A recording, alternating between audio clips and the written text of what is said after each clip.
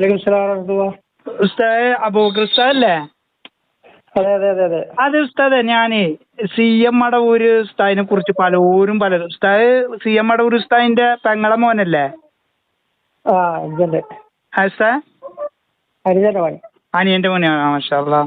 എന്താ വിശേഷമൊക്കെ ഉസ്താദെ? എന്തെല്ലാം റായത്താണ്. അപ്പൊ ഞാൻ ഒരു സംശയം ചോദിക്കാനാണ് ഉസ്താദെ. ഈ ആ, CM മടവൂരിനെ കുറിച്ച് പകരം ഉസ്താദൊക്കെ പറയുന്നത് സത്യാണോ? അത് അവരോട് ചോദിച്ചു നോക്കിയാൽ കറക്റ്റ് അറിയൂ. അല്ല ഉസ്താദിനെ അറിയാലേ ഞാന്. അല്ല ഇങ്ങനൊക്കെ CM മടവൂരിന് ഒരു ഭ്രാന്തായ നില ഉണ്ടായിരുന്നോ? നമ്മളെ ഓർമ്മയില്ല. ഇല്ലല്ലോ. ഇല്ലല്ല. അല്ല നിസ്കരിക്കാതെ ശരിക്കും അവിടുത്തെ ചരിത്ര ബുക്ക് ഉണ്ടാവും, വായിച്ചാൽ കറക്റ്റ് ആയിട്ട് അറിയാം. അല്ല അതില് കൊറേ അതൊക്കെ നിങ്ങൾക്ക് അറിയുന്ന ആൾക്കാരാണല്ലോ. ഉസ്താദിന്റെ അനിയന്റെ മകനല്ലേ നിങ്ങള് ഉസ്താദെ? അതെ. CM മടവൂര് ഇങ്ങനെ അറിയാണ്ട് ലോകത്തിന്റെ ഒരു ഇല പോലും ഇളകൂല എന്ന് പറയുന്നത് സത്യാണോ ഉസ്താദ്? അതെ, അതൊന്നും ഇപ്പൊ നമ്മൾക്ക് ഈ ഫോണിൽ ഇപ്പൊ പറഞ്ഞാൽ കറക്റ്റ് പറയാൻ. അല്ലെ നമ്മള് ഈ ജനങ്ങൾ ഇത് ഞാൻ റെക്കോർഡും കൂടിയാണ് ഉസ്താദെ, ജനങ്ങൾക്ക് എത്തിക്കാനാണ് ഇത്. എനിക്കറിയാം, അതുകൊണ്ടാണ് അതെ നമ്മളിത് ജനങ്ങൾക്ക് എത്തിക്കണല്ലോ. ഈ നമ്മളെ മുസ്ലിം സമൂഹത്തെ ഞാൻ പറയുന്ന മറുപടി അല്ലേ കറക്റ്റ്. നിങ്ങളൊരു പള്ളിയിലെ സക്കാഫിയും കൂടിയാണല്ലോ ഉസ്താദ്, അതുകൊണ്ടാണ് നിങ്ങളോട് ചോദിക്കുന്നത്. കളവ് അറിയില്ല എന്ന് അള്ളാനെ പേടിച്ച് ജീവിക്കുന്ന ആളാണെന്നുള്ള ഒരു വിശ്വാസത്തിലാണ് നിങ്ങളോട് ചോദിക്കണത്. അബൂബക്കർ സക്കാഫി ഉസ്താദാണല്ലോ നിങ്ങള്. CM മടവൂരിന്റെ അനിയന്റെ മകനും കൂടിയാണ്. അപ്പൊ നിങ്ങൾ സത്യം പറയുള്ളൂ, അള്ളാനെ പേടിച്ച് പറയുന്ന ഒരാളാണെന്നുള്ള വിശ്വാസത്തിലാണ്. CM മടവൂരാണ് ലോകം നിയന്ത്രിക്കുന്നത് എന്ന് CM മടവൂര് അറിയാതെ ഒരു ഇല പോലും ഇളകില്ല എന്നൊക്കെ പറയണത്, അതൊക്കെ അങ്ങനെയൊക്കെയാണോ? അത് ആ പറയുന്ന ആളുകളോട് തന്നെ ചോദിച്ചാൽ അതിന്റെ വ്യക്തമായിട്ട് അവർ പറഞ്ഞു തരൂ. അതെ. അല്ല CM മടവൂര് അങ്ങനെയാണോ? ഉസ്താദിന് എന്താണ് അഭിപ്രായം? നിങ്ങളെ മൂത്താപ്പയാണല്ലോ. അതെ, മൂപ്പര് ഒരു മഹാനാണ്. ഒരു മഹാനാണ്, നല്ലൊരു വ്യക്തിയാണ്. അതെ.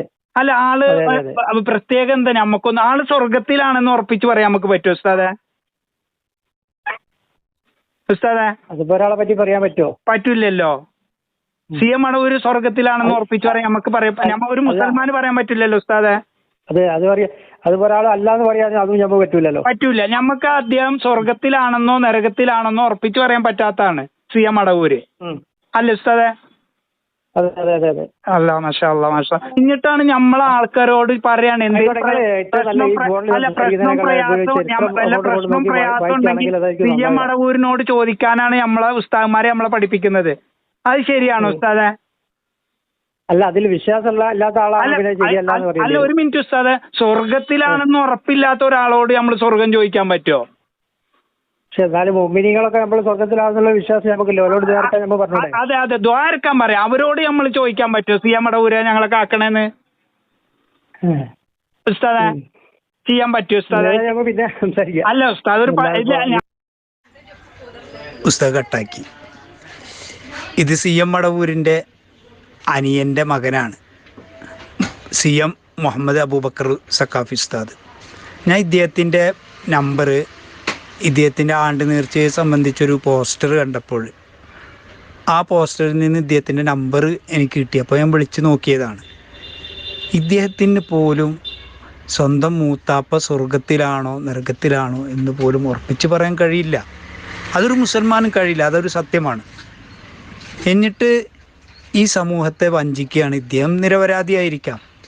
ഈ സമൂഹത്തിലെ പണ്ഡിതന്മാരെന്ന് അവകാശപ്പെടുന്ന ആളുകൾ നോക്കിയേ, ഇദ്ദേഹത്തോട് ചോദിച്ച CM മടവൂരിനെ കുറിച്ച് എന്തൊക്കെ അപരാധങ്ങളാണ് കെട്ടിച്ചമച്ചുകൊണ്ട് ഈ സമൂഹത്തിനെ വഞ്ചിക്കുന്നത്. അള്ളാഹുവിനെ വിളിച്ച് പ്രാർത്ഥിക്കുന്ന ഒരു സമൂഹത്തെ അതിൽ നിന്ന് അകറ്റിക്കൊണ്ട് സ്വർഗത്തിലാണോ നരകത്തിലാണോ എന്ന് പോലും വ്യക്തതയില്ലാത്ത ഇയാളെ വിളിച്ചോളി. ഇയാൾ നിങ്ങൾക്ക് എവിടുന്ന് വിളിച്ചാൽ എങ്ങനെ വിളിച്ചാൽ ഉത്തരം നൽകാനും നിങ്ങൾ ചോദിക്കുന്ന ആവശ്യം. അഊദു ബില്ലാഹി മിനശ് ശൈത്വാനിർ റജീം.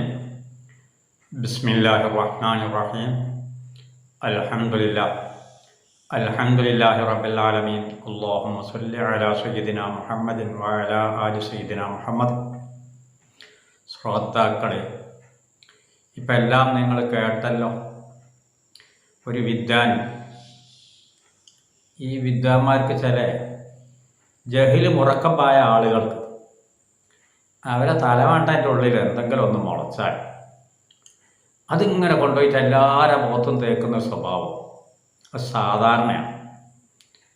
കൊമ്പ് മുളച്ച കുത്തുന്നത് നേരത്തെ ഒരു എപ്പിസോഡിൽ ഞാൻ പറഞ്ഞിട്ടുണ്ടെങ്കിൽ ഇത് ഇവൻ്റെ തലേൻ്റെ ഉള്ളിൽ എന്തോന്ന് മുളച്ചതാ. അതിങ്ങനെ വിവരക്കേട് ഒക്കെ എനിക്ക് തിരിയണതാണ്, ഒക്കെ ഞാൻ മതിയായവനാണ് എന്ന നിലക്കാണ് അവരെ പ്രവർത്തനം ഉണ്ടാകുക.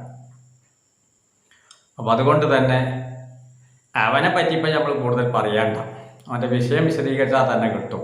ആദ്യമായി പറയട്ടെ, അവൻ എന്നെ ഒന്ന് ടെലിഫോൺ ചെയ്ത് ഒരു സംസാരം നടത്തി.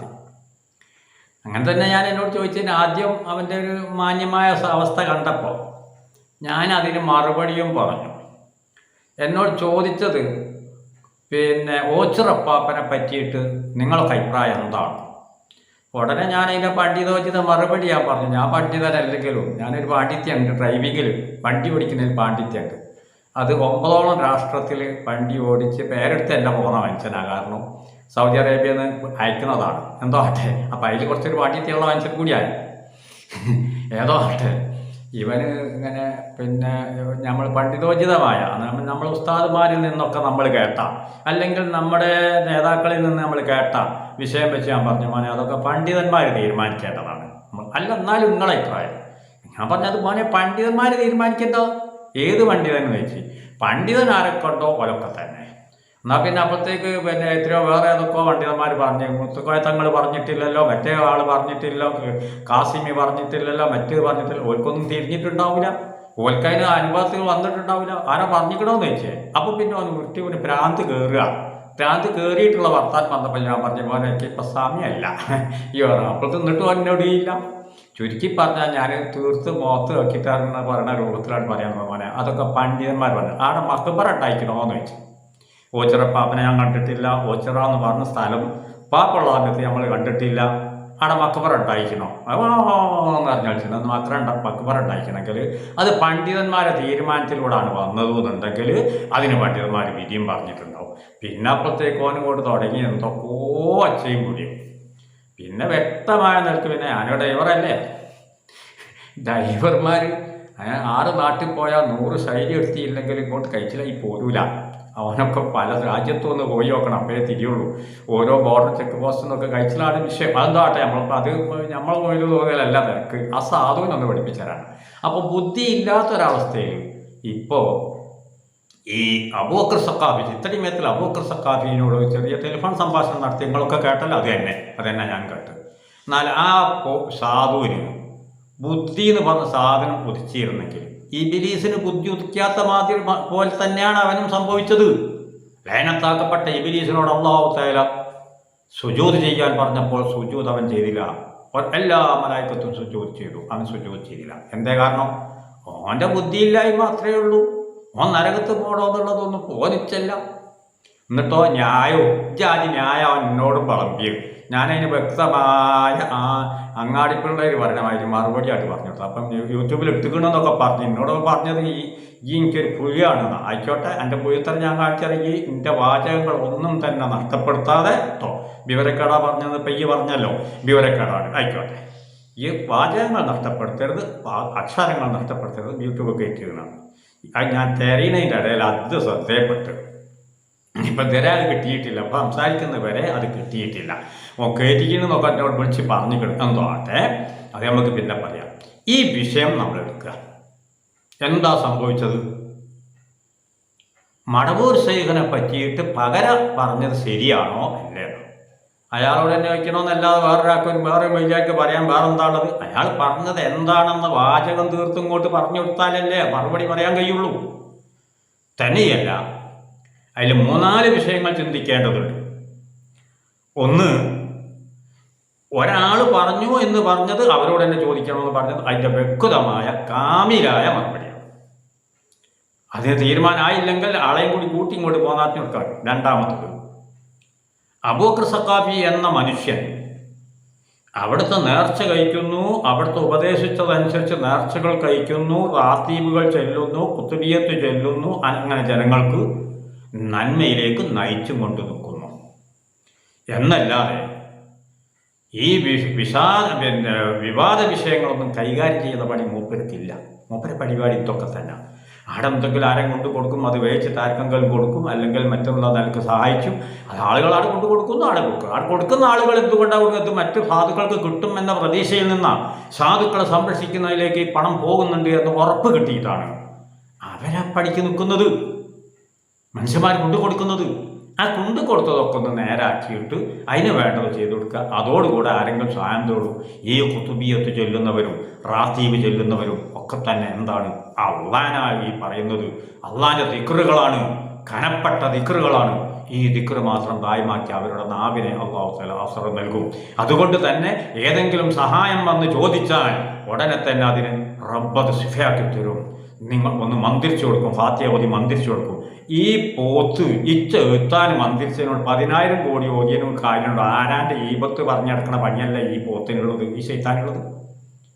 നമ്മൾ മനസ്സിലാക്കേണ്ട ഒരു വിഷയമുണ്ട്. അതേ അവസരത്തിൽ അബൂബക്കർ സഖാഫിനെ പോലത്തെ ആളുകൾ ഓരോ വീട്ടിലും ചെന്നിട്ട് കുത്തുബിയത്ത്, ഫാത്തിഹ, മുഹബ്ബത്തൈന്, ഇഖ്ലാസ്, യാസീന് എങ്ങനെ തുടങ്ങിയിട്ട് അള്ളാൻ്റെ കലാമുകളാണ് പറഞ്ഞു കൊടുക്കുന്നത്. അള്ള ഏറ്റവും തൃപ്തിപ്പെട്ടതായിരിക്കുന്ന ഒരു മഹാനെയാണ് വിളിച്ചുകൊണ്ട് നിൽക്കുന്നത്. ഈ മനുഷ്യന് കൊടുക്കുന്ന നാവിൻ്റെ അസറ് മറ്റോന് കൊടുക്കുമോ? മറ്റോന് ചേർത്താൻ എന്തായാലും കൊടുക്കണ്ടേ? അപ്പം ഇത് നമ്മൾ മനസ്സിലാക്കിയാൽ മതി. അപ്പം അങ്ങനത്തെ ഒരു മനുഷ്യന് അവർക്ക് അതേ പണിയുള്ളൂ. വിവാദ വിഷയമൊക്കെ കൈകാര്യം ചെയ്യൽ ഒന്ന് ഞാൻ തന്നെയാണ്. ഇനിയിപ്പോൾ ഇങ്ങോട്ട് ചോദിച്ചുകൂടെ? എന്നോട് ഞാനൊന്ന് ചോദിക്കട്ടെ, ഞാൻ നിനക്കൊന്ന് ഇങ്ങോട്ട് ചോദിച്ചുകൂടെ? അപ്പോഴേ നമുക്ക് അതിന് മറുപടി കിട്ടും. പത്തപ്പിരി ഉസ്താദ് ഇവിടെ ഉണ്ട്. അങ്ങനെ തുടങ്ങിയിട്ട് ഒരുപാട് ആളുകൾ വിവാദ വിഷയം കൈകാര്യം ചെയ്തുകൊണ്ട് നിൽക്കുന്നവരുണ്ട്. അവരോടൊന്ന് ചോദിച്ചാൽ അവർ മറുപടി പറഞ്ഞു തരൂലേ? പണ്ടൊരു ചങ്ങായി മറ്റേ ഡോക്ടറെ അടുത്ത് പോയി. ഡോക്ടറെ അടുത്ത് പോയാൽ അയാൾ ENTയുടെ ഡോക്ടറാണ്. ENTയിൽ അയാൾ നല്ല സ്പെഷ്യലിസ്റ്റാണ്. അയാളെടുത്ത് പോയിട്ട് കുടലിൽ ക്യാൻസർ കുറിച്ച് മുറിഞ്ഞു ചോദിക്കണം, എന്ത് ചെയ്യണമെന്ന് ചോദിച്ചു കൊടുത്താൽ എനിക്കറിയില്ല എന്നല്ല പറയാനുള്ളത്. ഇതല്ലേ പാടെ ചെയ്യുമെന്ന് ചോദിച്ചപ്പോൾ ഉണ്ടായത്. അത് നിങ്ങൾ പാരസ്ഥാനോട് ചോദിക്കും. അല്ല എന്നാലും നിങ്ങളുടെ അഭിപ്രായം കുടലിനുള്ള തകരാറ് അയാൾ മറുപടി പറയോ? അത് അതിൻ്റെ ആളോട് ചോദിക്കൂ. അല്ലേ മറുപടി പറയാനുള്ളത്? എന്നിട്ട് അതിനെങ്ങനെ കളിയാക്കിയിട്ട് വേറെ എന്തെല്ലാം പറഞ്ഞെന്നറിയോ? അതിൻ്റെ ബാക്കിലേക്ക് വേറെയുമുണ്ട്. അപ്പം ഈ ജാതി വിവരക്കേടാണ് ഈ ചെള്. അവരോടല്ലാതെ ചോദിക്കട്ടെ, പകരസ്ഥാനോട് തന്നെ ചോദിക്കണം. പകരസ്ഥാനിൽ മറുപടി പറഞ്ഞാൽ അയാൾ അതിൻ്റെ സ്പെഷ്യലിസ്റ്റാണ്. പകരസ്ഥാദ് ഈ അബൂബക്കർ സഖാഫിൻ്റെ സ്പെഷ്യലിസ്റ്റ് അല്ല. അങ്ങനെ തുടങ്ങിയിട്ട് ഞരമ്പിൻ്റെ ഡോക്ടറെ അടുത്ത് പോയി ഞാണ്ട് കാലിൻ്റെ മുട്ടും കാലിൻ്റെ മുട്ടിൻ്റെ ഉള്ളിൽ പഴുപ്പുണ്ട്, എന്ത് ചെയ്യണമെന്ന് വെച്ചാൽ പണി നടക്കുമോ? അതിന് ഞരമ്പ് സംബന്ധമായിട്ടല്ലേ അയാളോട് ചോദിക്കേണ്ടത്. അപ്പോൾ ഓരോ സെക്ഷനിലുള്ള ആളുകളുണ്ട്, ഓരോ സെക്ഷനിൽ പാണ്ഡിത്യം നേടിയ ആളുകളുണ്ട്. അത് അവരോട് ചോദിക്കണം. AP ഉസ്താദിനോട് ചോദിക്കട്ടെ, AP ഉസ്താദിനോട് തന്നെ ചോദിച്ചോളണം. അത് പകരസ്ഥാനോട് ചോദിച്ചിട്ട് കാര്യമല്ല. ഇങ്ങനെ തുടങ്ങിയിട്ട് പിന്നെ ഈ സാധനം വിവരമെന്ന് പറഞ്ഞുണ്ടോ? പിന്നെ ഇപ്പം പറഞ്ഞു എനിക്കൊരു സംശയമുണ്ട്. ഏതെന്നറിയോ? ഞാനറിയാതെ ഇല പോലും അനങ്ങൂലെന്ന് പിന്നെ മടപ്പൂർ സേഖ പറഞ്ഞു. എനിക്ക് സംശയമുണ്ടോ? എനിക്ക് സംശയമുണ്ട്, തീർത്തരാം. അന്നോ ആൺകുട്ടികളെ പോലെ മുന്നിൽ വന്നോ കാണിച്ചു തരാം. ഇതിന് തെളിവ് ഇസ്ലാമിലുണ്ട്. അതിന് എനിക്കെന്ത് ഇസ്ലാം ചെലുത്താൻ പറഞ്ഞു തന്നാൽ അത് കുറച്ച് അള്ളാൻ്റെ ഔലിയാക്കളെക്ക് പകരം ശൈത്താൻ്റെ ഔലിയാക്കളായ മുജാഹിദുകൾ നിൽക്കരിക്കുകയില്ല, നോമ്പ് നോക്കൂല, സക്കാത്ത് ഫണ്ടൊക്കെ വാങ്ങി മെണുങ്ങും, സക്കാത്ത് കൊടുക്കൂല, നിൽക്കരിക്കൂല. അഥവാ നിൽക്കരിക്കുന്നവരെ നിൽക്കാരം പ്രസാദാക്കും. നിൽക്കാരത്തിൻ്റെ പുറത്ത് 14 മോനെ 9 ഉള്ളൂ, 9 മോനെ 8 ഉള്ളൂ, 8 മോനെ 11 ഉണ്ട്, 11 മോനെ 12 എന്ന് പറഞ്ഞ് ജനങ്ങളുടെ നിസ്കാരം ഫസാദാക്കുകയും ഈ ഫിത്തന ഉണ്ടാക്കുന്നവർക്ക് ചെലുത്താൻ സഹായിക്കണ്ടേ? അള്ളാൻ്റെ സഹായം കിട്ടുമോ? ഇത് മനസ്സിലാക്കണ്ടേ? അപ്പം ഇല അനങ്ങോ ഇല്ലേ? ഇതിന് തെളിവ് ഇസ്ലാമിലുണ്ട്.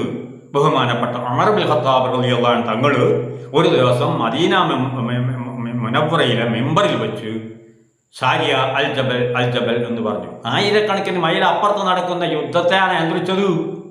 കണം കയ്യോ അല്ലേ? ഈ ഹദീസിനെ നീ അംഗീകരിക്കുന്നോ അല്ലേ? എൻ്റെ കമ്പനി അംഗീകരിക്കൂല. കാരണം എന്താ? ഒരു ഇബ്ലീസിന്റെ പാർട്ടിയാണ്. ഖൈറിനെ അവർ നിയന്ത്രിക്കാൻ പോകൂല. അപ്പം നടക്കുമല്ലേ എന്നുള്ളത് മാപ്പിളാർക്ക് ഉമർ ഇബ്നുൽ ഖത്താബ് റളിയല്ലാഹു അൻഹു മിമ്പറിൽ വെച്ച് കാണിച്ചു നിൽക്കുന്നു. ആയിരക്കണക്കിന് സ്വഹാബത്തെ ഇക്റാം അതിന് സാക്ഷിയുമാണ്. ജുമാഅ ആരെങ്കിലും പറ്റൂല എന്ന് പറഞ്ഞിട്ടുണ്ടോ? അന്നെപ്പോലത്തെ ഏതെങ്കിലും ചെറുത്താമാർ പറഞ്ഞൊക്കെ നോക്കിയാലും അത് നാലാണ്ടാവില്ല എന്ന് വേറെ കുഴപ്പം ഉണ്ടാവില്ല.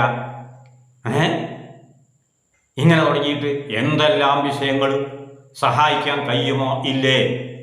സുലൈമാൻ നബി അലൈഹി സ്വലാമിൻ്റെ ബൽക്കിസ് സിംഹാസനം കൊണ്ടുവരാൻ സന്ദർഭം കൊടുക്കും. ആനല്ലേ പറഞ്ഞിരുന്നത്? കണ്ണ് മൂടി തുറക്കുമ്പോഴത്തെ തരാമെന്ന് പറഞ്ഞു, കൊടുത്തു.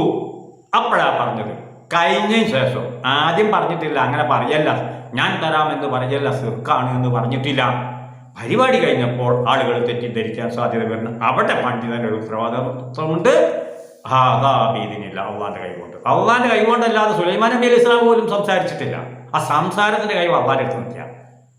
അത് മനസ്സിലാക്കണം. ഇത് ദീൻ തിരിയാതെ എന്തൊക്കെയോ കുറേ ഫിത്ന ഉണ്ടാക്കാൻ വന്നിട്ട് കാര്യമുണ്ടോ?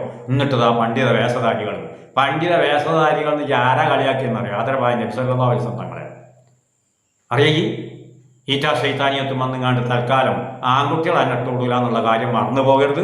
ഇനി ഇൻ്റെ തോന്നൊന്ന് പുറത്തിട്ടോ ഇല്ലേ എന്നൊന്ന് നോക്കുക. എന്നിട്ട് ഞാനതിന് കണക്കാക്കി എന്നാ പറഞ്ഞത്. കാരണം അവൻ്റെ തുടങ്ങിയപ്പം ഞാൻ വിചാരിച്ചു പഠിക്കാനാണെന്ന് പറഞ്ഞപ്പോൾ ഞാൻ അതിൻ്റെ വഴി പറഞ്ഞു കൊടുത്തി. പിന്നെ കണ്ട് ഇത് വാല് പൊന്തിച്ചാലേ രീതിയുള്ളത് എന്തിനുള്ളതാണെന്നുള്ളത് പൊന്തിച്ചപ്പോൾ ആദ്യം. അപ്പോൾ പിന്നെ അതിന് കണക്കാക്കി പറഞ്ഞു കൊടുക്കണം. കാരണം ഓൻ അന്നേരം തന്നെ പറഞ്ഞു ഈ വച്ച വിവരക്കാട് എന്നോട് പറഞ്ഞത് നിന്നോട് പറഞ്ഞു ആയിക്കോട്ടെ, വച്ച വിവരക്കാടാണ് ഈ യൂട്യൂബിലിട്ടോ പേടിക്കണ്ട. യൂട്യൂബിലിട്ടൊന്ന് പറഞ്ഞ് ഭീഷണിപ്പെടുത്തി വെക്കും. ഇത് യൂട്യൂബിൽ കാണും. അക്ഷരങ്ങൾ നഷ്ടപ്പെട്ടു പോകരുത്. അപ്പം അതുകൊണ്ട് തന്നെ ഞാൻ പറയട്ടെ, ഇവനെ പോലത്തെ ആളുകളെ കേട്ടിട്ട് മുസ്ലിം സമുദായം തെറ്റിദ്ധരിച്ച് പോകരുത്. നമ്മുടെ ഈമാൻ നശിച്ചു പോകും. നമ്മുടെ ദീൻ എന്താണെന്ന്, നമ്മുടെ ഈമാൻ എങ്ങനെ കൊണ്ടു നടക്കണമെന്ന് ഖുർആനിലൂടെ അല്ലാഹു തആല നമ്മെ പഠിപ്പിച്ചു തന്നത്, ആദരവായ നബി സല്ലല്ലാഹു അലൈഹി വസല്ലം തങ്ങൾ വിശദീകരിച്ചു തന്നത്, സ്വഹാബത്തെ കിറാം നടപ്പാക്കിയിട്ടും കാണിച്ചു തന്നത്. കാണിച്ചു തരലാണ് ഉമർ ഖത്താബ് റളിയല്ലാഹു അൻഹു തങ്ങൾ കാണിച്ചു തന്നത്. അതുപോലെ തന്നെ ഖുർആൻ പറയുന്ന ബൽക്കിസ്സായുടെ സിംഹാസനം കൊണ്ട് കൊടുത്തത്, പച്ച പാറമെന്ന് ഒട്ടകത്തെ ഇറക്കി കൊടുത്തത്, മൂസാ നബി അലൈഹി സ്വലാം വടി തായാട്ടിക്ക പാമ്പായിട്ട് 40 എണ്ണത്തിന് തിന്നതിന് ശേഷം ചോദ്യം ചിഹ്നം പോലെ പിന്നെ ഫിറഔന്റെ മുഖത്തേക്ക് നിന്നു, ഇനി നീ എന്തു ചെയ്യും? 40 എണ്ണത്തിന് തിന്നിട്ടാ വന്നത്. ചോദ്യ ചിഹ്നം അന്നാ വന്നതെന്ന് വരെ സംശയിക്കണം. നൈൽ നദീന്റെ മുകളിൽ വാടിയിട്ട് അടിച്ചത് ഖുർആൻ പറഞ്ഞിരുന്ന കഥയാണ്. ഫിറഔന്റെ ശരീരം നൈൽ നദിയിൽ ഉണ്ടെന്ന് പറഞ്ഞത് ഖുർആനാണ്. ഇപ്പോഴാണത് കണ്ടെത്തിയത്. ഇതൊക്കെ മറന്നിട്ടാണോ? ലോകം നിയന്ത്രിക്കുന്നു വെറുതെ പറഞ്ഞതല്ല. അതും ഉമർ ഇബ്നു ഖത്താബ് റളിയല്ലാഹു അൻഹു കാണിച്ചു തന്നതാണ്.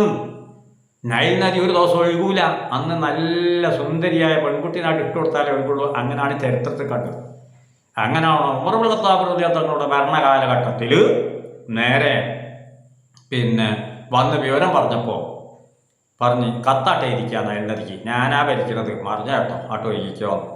ഇതാൾ കൊണ്ടുപോയി കടലിട്ടേക്കാൻ പറഞ്ഞു. കൊണ്ടുപോയി ഇട്ട് ഒഴുക്കം തുടങ്ങി. നിയന്ത്രിക്കണ്ടോ എന്നുള്ള അതിന് തിരിയും. ഇനിയിപ്പോൾ അതിന് സംശയമായിട്ട് വന്നോ, അന്നേരം നമുക്ക് കാണാം. അതിനൊക്കെ സംശയമായിട്ട് ഇങ്ങ് പോരും, മറന്നു വേണ്ട, ഒക്കെ നമുക്ക് കാണട്ടോ. ഇങ്ങനെ തുടങ്ങിയിട്ട് എന്തെല്ലാം വിഷയങ്ങൾ സ്വഹാബത്തെ കിറാമിൻ്റെ അടുത്ത്, അമ്പിയാക്കളെടുത്ത്, ഇത് പിൽക്കാലത്ത് വരുന്ന ആദരവായ നബി സല്ലല്ലാഹു അലൈഹി വസല്ലമയുടെ ഉമ്മത്തിൽപ്പെട്ട പ്രാണികളിൽ കണ്ടുകൊള്ളണം. അപ്പോഴേ അവർ മഹാനാവും. ഇത് അബൂബക്കർ സഖാഫി വെറുതെ പറഞ്ഞതല്ല, മഹാനാണ്. എന്നിട്ട് അതിന് കളിയാക്കി നടക്കുക. സ്വർഗത്തിലാണെന്ന് അറിയില്ല.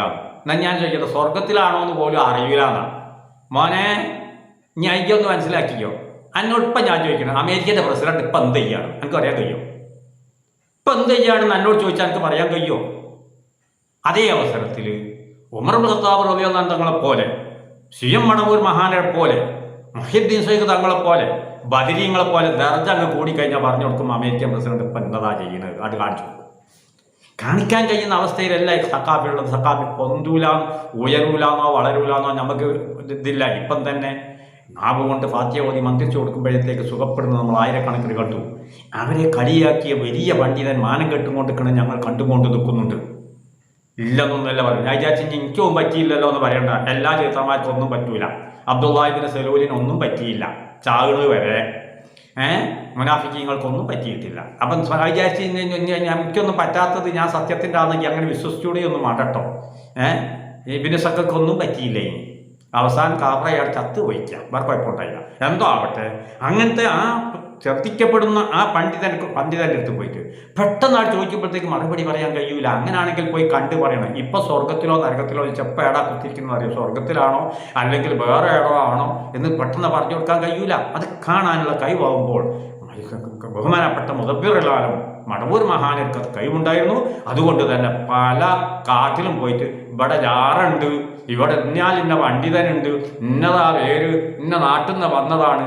ആൾക്കാർ നിഷേധിച്ചപ്പോൾ കൈക്കോട്ട് കൊണ്ടുവരാൻ പറഞ്ഞു, അത് മാന്താൻ പറഞ്ഞു, അത് കാണിച്ചു കൊടുത്തു. എന്നിട്ട് പറഞ്ഞു കൊടുത്തു ഇന്നാളെ പേര് ഇന്നതാണ്, ഇന്നത് പെണ്ണാണ്, ഇന്നതാ പേര് ഒക്കെ പറഞ്ഞു കൊടുത്തു. ഒണ്ടേങ്ങാടി പോയിട്ട് ഒന്ന് അന്വേഷിച്ചാളാ. അത് ആ ദർജ എത്തിയ ആളുകൾക്ക് അത് തിരിയാൻ കഴിയും. ആ ദർജ എത്തിയിട്ടുള്ള ആളുകൾക്ക് ഇപ്പം എടാ കിടക്കണമെന്ന് വെച്ചാൽ മറുപടി പറയാൻ കഴിയില്ല. എന്നിട്ടും സഖാഫി അതിൻ്റെ വ്യക്തമായ രൂപത്തിൽ പറഞ്ഞതിനെ കളിയാക്കിയല്ല ഇങ്ങോട്ട് വിട്ടത്. എനിക്ക് ആ പൂതി മനസ്സിൽ വെറുതെ വെക്കുകയാണ് തൽക്കാലം. അത് മനസ്സിൽ വെച്ചോ. തൊട്ടാൽ വീണ്ടും മറന്നു പോകരുത്. വേണ്ടി വന്നാൽ വീണ്ടും വരും. നിർത്തട്ടെ. എൻ്റെത് ഈ യൂട്യൂബിൽ ഇട്ടിക്കണമെങ്കിൽ ആ ക്ലിപ്പൊന്ന് അയച്ചു തരണമെന്ന് പറഞ്ഞു. കാരണം എൻ്റെ ഒരു അഡ്രസ്സും എനിക്ക് തന്നിട്ടില്ല. ഞാൻ എന്നിട്ട് പിന്നെ ആരോടൊക്കെ ചോദിച്ചിട്ട് ഇങ്ങനെയാണ് മറ്റേത് നോക്കിയിട്ട് തോട്ടി നോക്കണേരെ ഇതാണ് കിട്ടിയത്. സഖാഫിൻ്റെ അതാണ് കിട്ടിയത്. അതിനപ്പം മറുപടി പറഞ്ഞത്. ഇനി എൻ്റെ മറുപടി പറയുമ്പോൾ ഓരോ വാക്കിന് ഓരോ വിശദീകരണം ഉണ്ടാവും. പിന്നെ ഞാനന്ന് ഏതായാലും ഇതുവരെ യൂട്യൂബിൽ വരുമാനത്തിന് വേണ്ടി എഴുതി കൊടുത്തില്ല. ഞാൻ ആ വരുമാനത്തിലുള്ളത് കൂടി എഴുതി കൊടുത്തതിന് ശേഷം ഞാൻ കൈമൽക്ക് വരുന്നുണ്ട്. തൽക്കാലം ഇത് തന്നെ എനിക്ക് കൂടുതൽ സംസാരിക്കാനുണ്ട്. തൽക്കാലം നിർത്തുന്നു. പൊതുജനത്തോട് പറയാനുള്ളത്, ഏതെങ്കിലും നിഫാഖിൻ്റെ അയലുകാർ മുനാഫിക്കീങ്ങൾ വന്ന് ഇങ്ങനെ പലതും പറയും. മാത്രമായ നബി സല്ലല്ലാഹു അലൈഹി വസല്ലം തങ്ങളെ പറ്റിയിട്ട് അബ്ദുല്ലാഹി ഇബ്നു സലൂലൊക്കെ പറഞ്ഞതുപോലെ ഇവിടെ പണ്ഡിതന്മാർക്കെതിരെ തിരിയുന്ന ഒരു വർഗമുണ്ട്. അവർ വർദ്ധിച്ചു കൊണ്ടിരിക്കുന്ന കാലഘട്ടമാണ്. അത് തന്നെയാണ് അല്ലാഹുവിൻ്റെ ഹബീബ് സല്ലല്ലാഹു അലൈഹി വസല്ലം തങ്ങൾ പറഞ്ഞത്. അവസാന കാലം മുഅ്മിനീങ്ങളാണ് ഉന്നതന്മാർ എന്ന്. കൂട്ടം കൂട്ടമായിട്ട് ഇസ്ലാമിൽ നിന്ന് പുറത്തു പോകുന്നവരുണ്ടാവും. ഇവനൊക്കെ സുന്നിയാന്ന് എന്നോട് പറഞ്ഞു. അതൊക്കെ ഞാൻ ആ വിശദീകരണത്തിൽ വരാം. ഞാൻ പറഞ്ഞു മോനെ ഈ സുന്നിയല്ല കുഞ്ഞിയല്ല ഒന്നും അല്ല മോനെ. സുന്നിയാണെങ്കിൽ ഇങ്ങനെയൊക്കെ സ്ഥലത്ത് വേണോ എന്ന് പറഞ്ഞ അതിൽ തന്നെ അവനോട് പറഞ്ഞു കൊടുത്തു ടെലിഫോണിൽ. ഓനൊക്കെ വിടുവോ നോക്കുക. ഇൻഷാ അല്ലാഹ് നമുക്ക് പിന്നെ പറയാം. തെറ്റിദ്ധരിച്ചാരും കുടുങ്ങരുത്. നിങ്ങൾ ആലിമീങ്ങളുമായി ബന്ധപ്പെട്ട് വ്യക്തമായ തീരുമാനം എടുക്കണം. അതേ പറ്റുള്ളൂ. പകരം ഉസ്താദിൻ്റെ അടുത്ത് പോയിക്കോളൂ. ഏറ്റവും ഉസ്താദിൻ്റെ അടുത്ത് പോയിക്കോളൂ. അങ്ങനെ തുടങ്ങിയിട്ട് ആലിമീങ്ങൾ ഇവിടെ ഉണ്ട്. ദീനിനെ നിയന്ത്രിച്ചും കൊണ്ട് മുസ്ലിം സമുദായത്തെ നിയന്ത്രിച്ചും കൊണ്ടിരിക്കുന്ന ആളുകൾ ഇവിടെ ഉണ്ട്. അവരോട് ചോദിച്ചിട്ട് തീരുമാനം എടുത്തിട്ട് സ്വന്തം ഈമാൻ നശിപ്പിക്കരുത്. പിശാചിൻ്റെ ഔലിയാക്കൾ, അള്ളാൻ്റെ ഔലിയാക്കൾക്ക് പകരം ശൈത്താൻ്റെ ഔലിയാക്കളും ഈ വക പ്രവർത്തനങ്ങൾ നടക്കും. അള്ളാൻ്റെ ഔലിയാക്കൾക്കെതിരിൽ ഇതിൽ നിങ്ങൾ പെട്ടുപോണ്ട, ഇവൻ്റെ വലയിലും നിങ്ങൾ പെട്ടുപോണ്ട എന്ന് പറഞ്ഞ് തൽക്കാലം നിർത്തട്ടെ. വാഖിറു ദഅവാനാ അൽഹംദുലില്ലാഹി റബ്ബിൽ ആലമീൻ. അസ്സലാമു അലൈക്കും.